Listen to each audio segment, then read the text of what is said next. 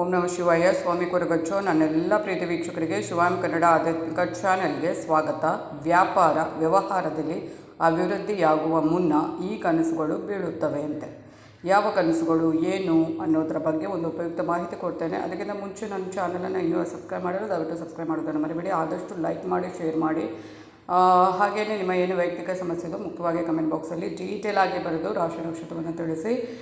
ಒಂದು ವೇಳೆ ರಾಶಿ ನಕ್ಷತ್ರ ಗೊತ್ತಿಲ್ಲ ಅಂದರೆ ಡೇಟ್ ಆಫ್ ಬರ್ತನ್ನು ಹಾಕಿ ಖಂಡಿತವಾಗಲೂ ರಾಶಿ ನಕ್ಷತ್ರವನ್ನು ಗುರುತಿಸಿ ನಾನೇ ಅದಕ್ಕೆ ಸೂಕ್ತ ಸುಲಭ ಪರಿಹಾರವನ್ನು ಅಲ್ಲೇ ಸೂಚಿಸ್ತೇನೆ. ಹಾಗೆಯೇ ಜ್ಯೋತಿಷ್ಯಕ್ಕಾಗಿರ್ಬೋದು ಅಥವಾ ಆಧ್ಯಾತ್ಮಿಕಕ್ಕೆ ಸಂಬಂಧಪಟ್ಟಂತೆ ಏನೇ ನಿಮ್ಮ ಒಂದು ಡೌಟ್ಸ್ ಇದ್ದರೂ ಕೂಡ ಅದನ್ನು ಕೂಡ ಕೇಳಬಹುದು. ಅದರ ರಿಲೇಟೆಡ್ ವೀಡಿಯೋ ಕೂಡ ಮಾಡಿ ಹಾಕ್ತೇನೆ. ನಾನು ನಿಮ್ಮ ಜೊತೆ ಯಾವತ್ತೂ ಇರ್ತೇನೆ. ನಾನು ನಮ್ಮದು ಶಿವದೇವರ ಹಾಗೂ ಕೊರಗಜ್ಜು ದೇವದ ಆಶೀರ್ವಾದ ನಿಮ್ಮ ಮೇಲೆ ಸದಾ ಇರುತ್ತೆ. ಸಬ್ಸ್ಕ್ರೈಬ್ ಮಾಡೋದನ್ನು ಮರಿಬೇಡಿ, ಲೈಕ್ ಮಾಡೋದನ್ನು, ಶೇರ್ ಮಾಡೋದನ್ನು, ಜೊತೆಗೆ ಸಬ್ಸ್ಕ್ರೈಬ್ ಅಂತ ಹೊತ್ತಾಗ ಸೈಡಲ್ಲಿ ಬೆಲ್ ಐಕಾನ್ ಇರುತ್ತೆ, ಅದನ್ನು ಪ್ರೆಸ್ ಮಾಡಿ. ಆಗ ಆಲ್ ಅಂತ ಬರುತ್ತೆ, ಅದನ್ನು ಪ್ರೆಸ್ ಮಾಡೋದನ್ನು ಮರಿಬೇಡಿ. ಕೆಲವು ಕನಸುಗಳು ನಮ್ಮ ಜೀವನದೊಂದಿಗೆ ಸಂಬಂಧವನ್ನು ಹೊಂದಿರದ ಅನೇಕ ಕನಸುಗಳು ಇರುವಂಥದ್ದು. ಆದರೂ ಕೂಡ ಈ ಕನಸುಗಳು ನಮ್ಮ ಭವಿಷ್ಯದ ಬಗ್ಗೆ ಸೂಚನೆಯನ್ನು ನೀಡುತ್ತೆ. ಯಾವೆಲ್ಲ ಕನಸುಗಳು ನಮ್ಮ ಜೀವನಕ್ಕೆ ಮಂಗಳಕರ, ಈ ಕನಸುಗಳು ಬಿದ್ದರೆ ಯಾವ ಥರ ಶುಭವಾಗುತ್ತೆ. ಮಲಗಿದ ನಂತರ ಕನಸು ಕಾಣದ ವ್ಯಕ್ತಿಯೇ ಇಲ್ಲ. ಕೆಲವೊಮ್ಮೆ ನಾವು ಕನಸು ಕಂಡ ನಂತರ ನಾವು ಅವುಗಳನ್ನ ಮರೆತು ಬೆಳೀತವೆ. ಆದರೆ ಕೆಲವು ಕನಸುಗಳು ನಮ್ಮ ಮನಸ್ಸಿನಲ್ಲಿ ನೆಲೆ ಊರುತ್ತವೆ. ಕೆಲವು ಕನಸುಗಳ ಅರ್ಥ ನಮಗೆ ತಿಳಿದಿರುತ್ತದೆ, ಆದರೆ ಕೆಲವು ಕನಸುಗಳ ಅರ್ಥ ನಮಗೆ ತಿಳಿದಿರುವುದಿಲ್ಲ. ಕನಸುಗಳು ನಮಗೆ ಭವಿಷ್ಯದ ಬಗ್ಗೆ ವಿವಿಧ ಚಿಹ್ನೆಗಳನ್ನು ನೀಡುತ್ತೆ. ಆದಾಗ್ಯೂ ನಮ್ಮ ನಿಜ ಜೀವನದೊಂದಿಗೆ ಯಾವುದೇ ಸಂಬಂಧ ಹೊಂದಿದ್ದ ಕೆಲವು ಕನಸುಗಳಿವೆ. ಅನೇಕ ಬಾರಿ ನಿಮ್ಮ ಕನಸಿನಲ್ಲಿ ನಿಮ್ಮನ್ನು ನೀವು ಅಂತಹ ದೃಶ್ಯವನ್ನು ನೋಡಿರ್ಬೋದು. ಹಾಗಾದರೆ ಆ ಕನಸುಗಳು ಯಾವುವನ್ನ ಒಂದೊಂದಾಗೆ ನೋಡ್ಕೊಂಡು ಹೋಗೋಣ. ಕನಸು ಆ ಥರ ಬೆಳಬೇಕು, ಈ ಥರ ಬೆಳಬೇಕು ಅಂತ ಯಾವ ನಿಯಮನೂ ಇಲ್ಲ. ಏನು ಬೇಕಾದರೂ ಬೆಳ್ಬೋದು ಅಲ್ವಾ. ನಾನು ತುಂಬ ವೀಡಿಯೋಸ್ ಹಾಕಿದ್ದೇನೆ, ನೋಡ್ಬೋದು ನೀವು. ಧನ ಧಾನ್ಯದ ಬೆಳವಣಿಗೆಯನ್ನು ಸೂಚಿಸ್ತದಂತೆ. ಒಬ್ಬ ವ್ಯಕ್ತಿಯು ತನ್ನ ಕನಸಿನಲ್ಲಿ ಕೆಟ್ಟ ಪರಿಸ್ಥಿತಿಯಲ್ಲಿ ಇರುವುದನ್ನು ನೋಡಿದರೆ ಅಥವಾ ಹಣದ ಕೊರತೆಯಲ್ಲಿರುವಂತೆ ಕನಸು ಕಂಡರೆ ಶೀಘ್ರದಲ್ಲೇ ಹಣವು ನಿಮ್ಮ ಬಳಿಗೆ ಬರಲಿದೆ ಎಂದು ಅರ್ಥ.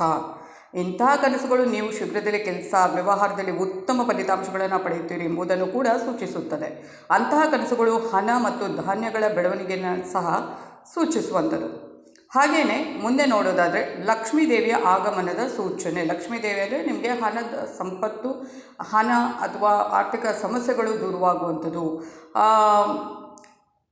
ಹಣದ ಸಮಸ್ಯೆ ಏನಾದರೂ, ಆರ್ಥಿಕ ಸಮಸ್ಯೆ ಏನಾದರೂ ಕಾಡ್ತಾ ಇದ್ದರೆ ಅದು ದೂರವಾಗುತ್ತೆ.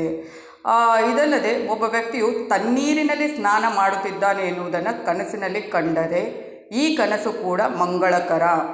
ಅಂದರೆ ಲಕ್ಷ್ಮಿಯು ನಿಮ್ಮ ಕಾರ್ಯದಿಂದ ಪ್ರಸನ್ನಳಾಗಿದ್ದಾಳೆ ಎಂದು ಅರ್ಥ.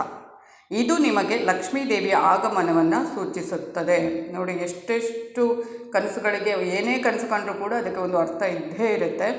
ತುಂಬ ವಿಡಿಯೋ ಹಾಕಿದ್ದೇನೆ ಕನಸಿನ ಬಗ್ಗೆ. ಶೀಘ್ರದಲ್ಲಿ ಹಣವನ್ನು ಪಡೆಯುವ ಸೂಚನೆ. ಸ್ವಪ್ನಶಾಸ್ತ್ರದ ಪ್ರಕಾರ ಒಬ್ಬ ವ್ಯಕ್ತಿಯು ಪರ್ವತ ಅಥವಾ ಮರ ಏರುತ್ತಿರುವುದನ್ನು ನೋಡಿದರೆ ಅದು ಅತ್ಯಂತ ಮಂಗಳಕರ. ನಿಮ್ಮ ವೃತ್ತಿ ಜೀವನದಲ್ಲಿ ನೀವು ಪ್ರಗತಿಯನ್ನು ಪಡೆಯಲಿದ್ದೀರಿ ಎಂದು ಅರ್ಥ. ಅಷ್ಟೇ ಅಲ್ಲ, ಅಂಥ ಕನಸುಗಳು ಸೌಕರ್ಯಗಳ ಹೆಚ್ಚಳವನ್ನು ಸೂಚಿಸುತ್ತದೆ. ಕನಸಿನಲ್ಲಿ ಪೂಜೆ ಮಾಡುವುದನ್ನು ನೀವು ನೋಡಿದರೆ ದೇವರ ಕೃಪೆ ನಿಮ್ಮ ಮೇಲೆ ಸದಾಕಾಲ ಇರುತ್ತೆ ಮತ್ತು ಶೀಘ್ರದಲ್ಲೇ ನೀವು ಹಣವನ್ನು ಪಡೆಯಬಹುದು. ಯಾವುದೋ ಒಂದು ಮೂಲದಿಂದ ಹಣ ಹರಿದು ಬರುವಂಥದ್ದು ಅಲ್ವಾ. ಅಚಾನಕ್ಕಾಗಿ ಬರುತ್ತೆ. ಎಲ್ಲೋ ಕೊಟ್ಟಿರ್ತೀರಿ, ಎಷ್ಟೋ ಸಮಯ ಆಗುತ್ತೆ, ಹಿಂದೆನೇ ಬರೋದಿಲ್ಲ, ಅದೆಲ್ಲಿಂದಲೂ ಬರುತ್ತೆ. ಏನೋ ಒಂದು ಪ್ರತಿಯೊಂದು ಏನೋ ಹೂಡಿಕೆ ಮಾಡಿರ್ಬೋದು ಎಲ್ಲೋ ಒಂದು, ಅಥವಾ ಯಾವುದೋ ಒಂದು ಮೂಲದಿಂದ, ಅಥವಾ ನೀವು ವ್ಯವಹಾರ, ಉದ್ಯೋಗ ವ್ಯವಹಾರ ಏನಾದರೂ ಮಾಡ್ತಾ ಇದ್ದರೆ ಅದರಲ್ಲೂ ಕೂಡ ಏನೋ ಒಂದು ಹೆಚ್ಚುವರಿ ಹಣ ಬರುವಂಥದ್ದು ಬೋನಸ್ ರೂಪದಲ್ಲಿ. ಹಾಗೆಯೇ ಒಬ್ಬ ವ್ಯಕ್ತಿಯು ಕನಸಿನಲ್ಲಿ ಅಳುತ್ತಿರುವುದನ್ನು ನೋಡಿದರೆ ಈ ಕನಸನ್ನು ಸಹ ಬಹಳ ಮಂಗಳಕರ ಅಂತ ಪರಿಗಣಿಸಲಾಗುತ್ತೆ. ಇದರರ್ಥ ನೀವು ಶೀಘ್ರದಲ್ಲಿ ಜೀವನದಲ್ಲಿ ಪ್ರಗತಿ ಹೊಂದುತ್ತೀರಿ. ಇದರೊಂದಿಗೆ ನೀವು ಎಲ್ಲಿಂದಲಾದರೂ ಸಿಕ್ಕಿಬಿದ್ದ ಹಣವನ್ನು ಕೂಡ ಪಡೆಯಬಹುದು. ಸಿಕ್ಕಿಬಿದ್ದ ಅಂದರೆ ನೀವು ಕೊಟ್ಟಿರ್ತೀರಿ, ನಾನು ಈಗಾಗಲೇ ಹೇಳಿದಲ್ಲಿ ಕೊಟ್ಟಿರ್ತೀರಿ, ಅದವರು ಕೊಟ್ಟೇ ಇರೋದಿಲ್ಲ, ಎಲ್ಲೋ ಮರ್ತೇ ಬಿಟ್ಟಿರ್ತೀರಿ, ಆನಂತರ ಅದು ಸಿಗುವಂಥದ್ದು ಅಚಾನಕ್ಕಾಗಿ. ಒಬ್ಬ ವ್ಯಕ್ತಿಯು ಕನಸಿನಲ್ಲಿ ನಕ್ಷತ್ರಗಳ ನಡುವೆ ತನ್ನನ್ನು ನೋಡಿದರೆ ಈ ಕನಸನ್ನು ಅತ್ಯಂತ ಮಂಗಳಕರ ಚಿಹ್ನೆ ಅಂತಲೂ ಪರಿಗಣಿಸಲಾಗುತ್ತೆ. ನೀವು ಎಲ್ಲಿಂದಲಾದರೂ ಹಣವನ್ನು ಪಡೆಯಲಿದ್ದೀರಿ ಎಂದು ಅರ್ಥ. ಅಲ್ಲದೆ ಈ ರೀತಿಯ ಕನಸುಗಳು ನಿಮಗೆ ಉದ್ಯೋಗ ವ್ಯವಹಾರದಲ್ಲಿ ಪ್ರಗತಿಯ ಸೂಚನೆಗಳನ್ನು ನೀಡುವಂಥದ್ದು. ನೋಡಿ, ಇದೆಲ್ಲ ಕನಸುಗಳು ಅಂದರೆ ಕೆಲವರು ಕೇಳ್ಬೋದು, ಅಂಥ ಕನಸುಗಳು ಬೀಳುತ್ತಾ, ಇಂಥ ಕನಸುಗಳು ಕನಸುಗಳಿಗೆ ಯಾವುದೇ ಇದು ಇಲ್ಲ ಅಲ್ವಾ.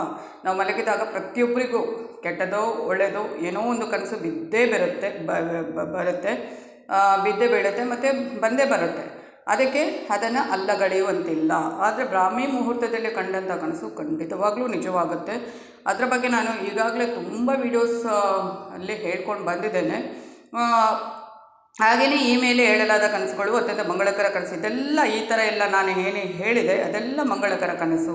ಈ ಕನಸುಗಳು ನಮ್ಮನ್ನು ಆರ್ಥಿಕವಾಗಿ ಸದೃಢರಾಗುವಂತೆ ಮಾಡುತ್ತೆ ಮತ್ತು ಈ ಕನಸುಗಳು ನಮಗೆ ಧನಾಗಮನದ ಮುನ್ಸೂಚನೆ ನೀಡುತ್ತೆ. ಇದು ಅಲ್ಲಗಳೆಯುವಂತಿಲ್ಲ, ಖಂಡಿತವಾಗ್ಲೂ ಹೌದು. ಅದು ಮುಂದಿನ ದಿನಗಳಲ್ಲಿ, ಅಂದರೆ ಮಾರನೇ ದಿವಸನೇ ಆಗುತ್ತೆ ಅಂತಲ್ಲ, ಮುಂದಿನ ದಿನಗಳಲ್ಲಿ ಅದು ಒಂದು ಒಳ್ಳೆಯ ರೀತಿಯಲ್ಲಿ ಕೆಲಸ ಮಾಡುತ್ತೆ ಈ ರೀತಿಯ ಕನಸುಗಳು ಬಿದ್ದರೆ ಅಂತ ಹೇಳ್ತಾ ಇದ್ದೇನೆ. ಇದು ಇವತ್ತಿನ ವೀಡಿಯೋ ಆಗಿರುತ್ತೆ. ಮುಂದಿನ ವೀಡಿಯೋದಲ್ಲಿ ಮತ್ತೆ ಭೇಟಿ ಆಗ್ತೇನೆ. ಅಲ್ಲಿವರೆಗೆ ನನ್ನೆಲ್ಲ ಪ್ರೀತಿ ವೀಕ್ಷಕರಿಗೆ ಧನ್ಯವಾದಗಳು.